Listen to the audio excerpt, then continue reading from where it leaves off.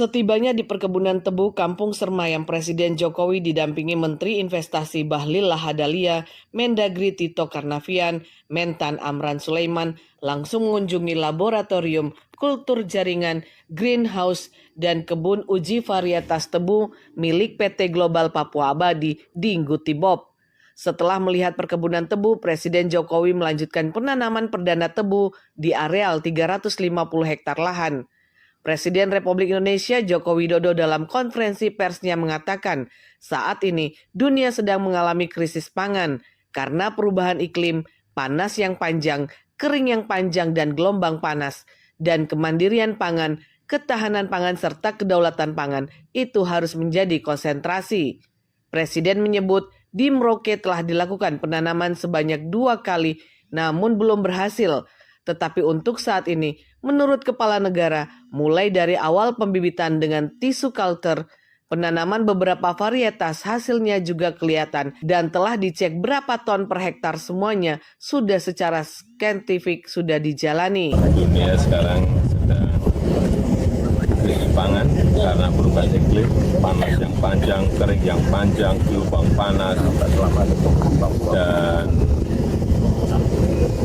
kemandirian pangan, ketahanan pangan, kedaulatan pangan itu harus menjadi konsentrasi. Presiden Jokowi mengungkapkan lumbung pangan itu berupa padi, jagung maupun tebu yang nantinya digunakan untuk gula pasir maupun bioetanol. Terhadap investasi perkebunan tebu di Kampung Sermayam Distrik Tanah Miring itu, masyarakat pemilik hak ulayat Franciscus Xaverius Mause minta agar tanah milik marganya yang dikontrakan itu harus memberi dampak manfaat kepada masyarakat. Ia berharap agar masa kontrak 35 tahun mampu mengangkat ekonomi masyarakatnya, di mana perusahaan harus mengakomodir masyarakat setempat sebagai tenaga kerja.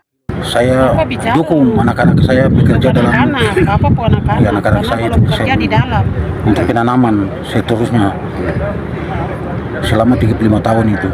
Sampai saya umur panjang 35 tahun, saya umur panjang, Tuhan masih piara saya masih ketemu dengan dalam pekerjaan itu. Dengan ukuran tanah 2 kilo 500 kali 5 kilo. Ya saya kasih kontrak untuk perusahaan 35 tahun. Makanya anak-anak saya yang kelalaian sekolah sudah keluar dari sekolah, sudah bisa bekerja di sini supaya dong dapat gaji untuk seterusnya. Usai melakukan penanaman perdana tebu, Presiden Joko Widodo meninjau kawasan yang dijadikan optimalisasi lahan di Kampung Telaga Sari, Distrik Kurik.